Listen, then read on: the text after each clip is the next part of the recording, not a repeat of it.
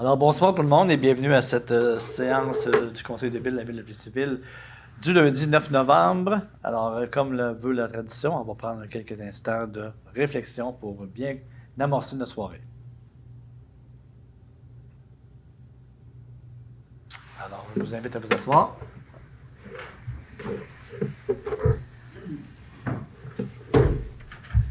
Donc, nous allons commencer par l'adoption du procès-verbal de notre séance du 5 octobre. Alors, on va faire proposeur et un appuyeur.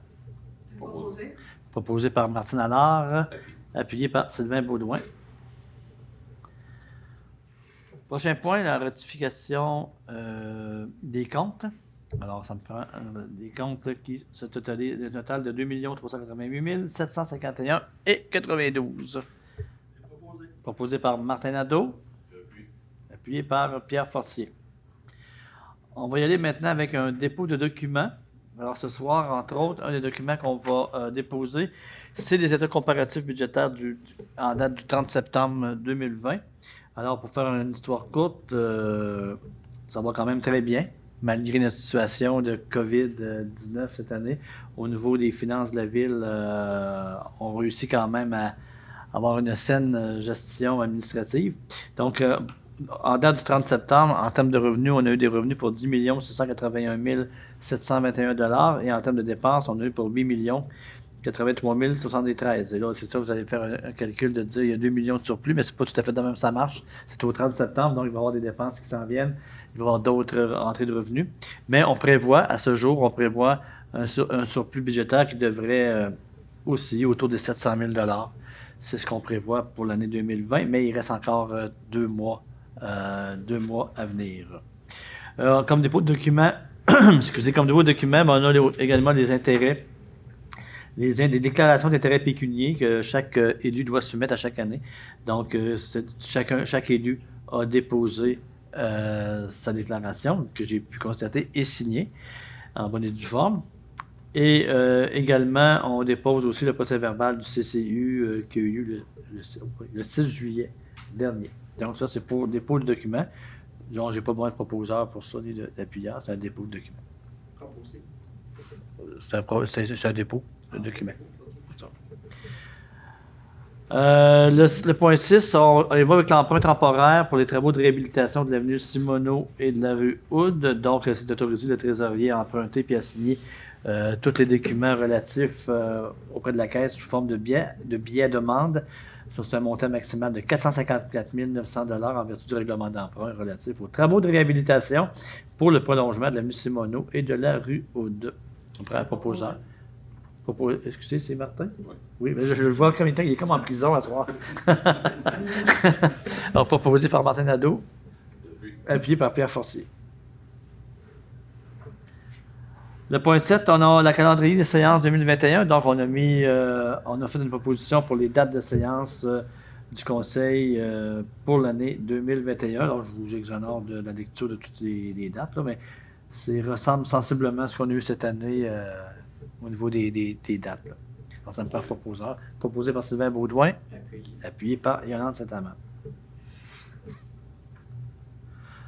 Donc, au prochain point, ça concerne la désignation de la coordonnatrice de l'entente avec la SAC.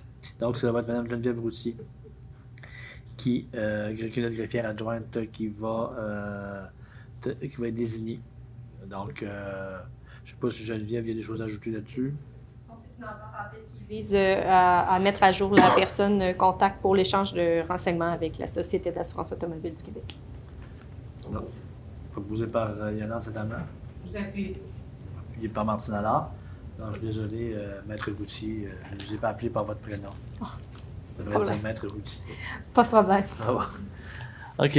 Donc, au prochain point, demande de subvention au ministère de la Famille pour la saison estivale 2021. Donc, c'est pour mettre en place un programme de soutien des projets de garde pour la relâche scolaire et également pour la période estivale. Donc, c'est un programme qui vise à soutenir de nouveaux projets ou à bonifier l'offre de garde existante pour les enfants. Donc, un très beau programme dont on est bien content d'avoir l'appui du ministère, votre ministère à l'enfance, j'imagine.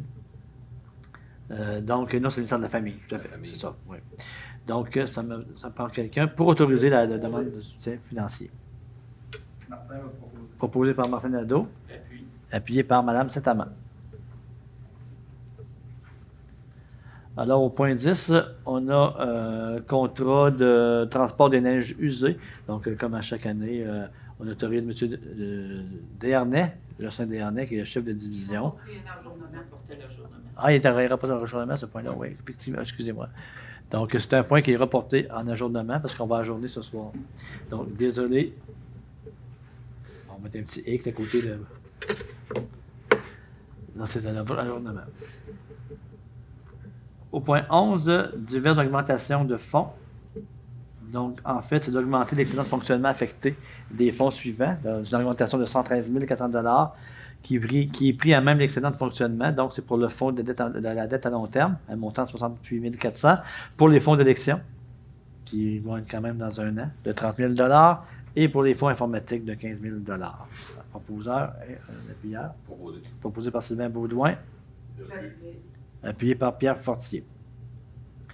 Au point 12, dans le cadre du projet CIT, qu'on a eu la chance de présenter vendredi dernier d'ailleurs, on est une des villes pour un projet pilote pour on a fait l'acquisition d'une camionnette qui va être convertie en camionnette 100% électrique, que les gens vont pouvoir se servir, un peu avec le même principe que l'autre partage avec le projet Sauvé.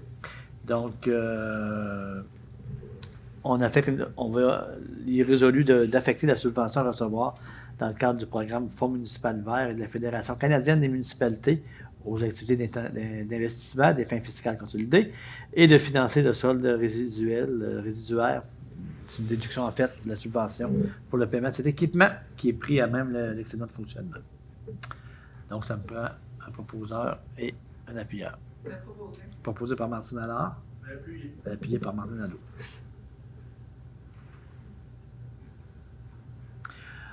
Au prochain point, c'est une résolution qui, qui nous permet d'autoriser Marie-Pierre Paquette, qui est chargée de projet à la direction générale, à signer au nom de la ville de Plessisville le protocole d'entente qui est à intervenir entre le ministère des Affaires municipales et de l'Habitation. Et c'est, en fond, c'est relatif à l'octroi de l'aide financière dans le cadre du projet FIMO, du programme FIMO pour les infrastructures municipales d'eau. Donc, pour la réfection des rues Saint-Alfred, et Saint-Édouard et des Érables, qui a été posé en résolution le 3 septembre dernier. Proposé par Sylvain Baudouin. Appuyé par Martine Allard.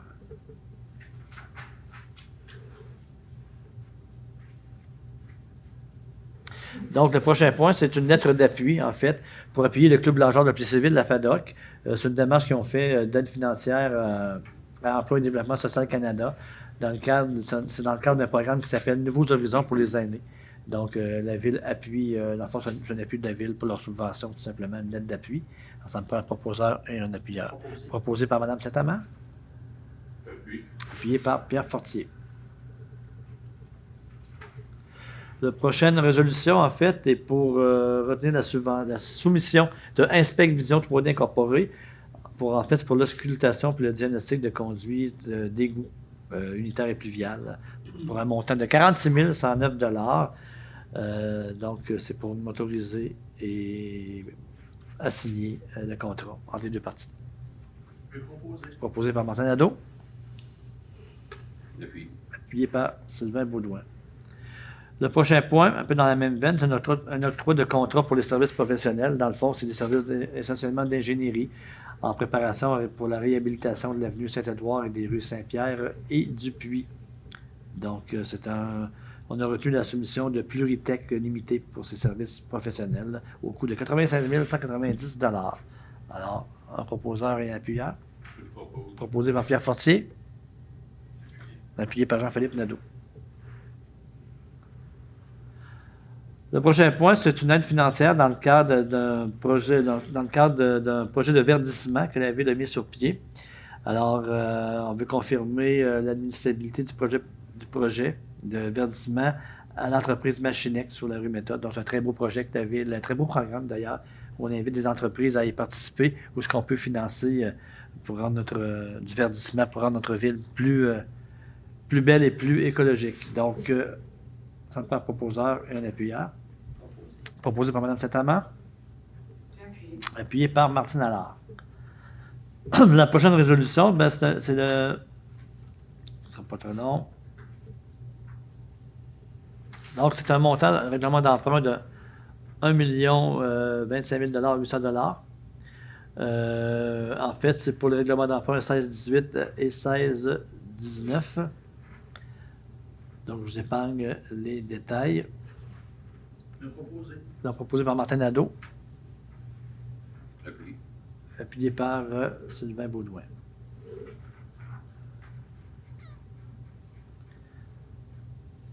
Le prochain point est également des soumissions pour financement de 1 25 000 pour le règlement 16-18 et 16-19 auprès de la Banque royale du Canada. Donc, je vous épargne tous les montants. Proposé par Martine Allard. Appuyé par Pierre Fortier.